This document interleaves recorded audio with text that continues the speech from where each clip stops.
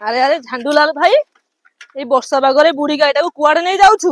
না রে কুনাল ভাই, এই বুড়ি গাইର বয়স হৈ গলানি, କ୍ଷୀର ଦେବା ବନ୍ଦ କରି ଦେଲାଣି, କୁଣ୍ଡା ତୋରାଣି ଆଉ କୁଟା ଖାଇ ମତେ କାଙ୍ଗାଳ କରି ସାରିଲାଣି।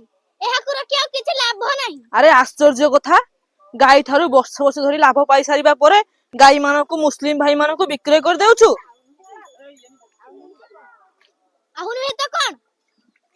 ଆରେ ହିନ୍ଦୁ ଭାଇ ମାନେ, ତୁମେ ଗାଈକୁ ପ୍ରଥମେ ମା ବୋଲି ଭାବୁଛ, ତା ଠାରୁ ବର୍ଷ ବର୍ଷ ଧରି ଲାଭ ଉଠାଉଛ, ଲାଭ ଉଠାଇ ସାରିଲା ପରେ ପ୍ରଥମ ଶୋଷଣକାରୀ ହୋଇଯାଉଛ। ହଁ ହିନ୍ଦୁ ଭାଇ ମାନେ, ତୁମେ ପ୍ରଥମ ଶୋଷଣକାରୀ, ତୁମେ ପ୍ରଥମ ଶୋଷଣକାରୀ, ଆଉ ଦ୍ୱିତୀୟ ଶୋଷଣକାରୀ ହେବାକୁ ହିନ୍ଦୁ ମୁସଲିମ ଭାଇ ମାନଙ୍କୁ ପ୍ରେରିତ କରୁଛ। ମୁସଲିମ ଭାଇ ମାନେ ବୁଢୀ ଗାଈ, ବଳଦ ଆଉ ଷଣ୍ଢକୁ ନେଇ କଣ ପୂଜା ପାଠ କରିବେ?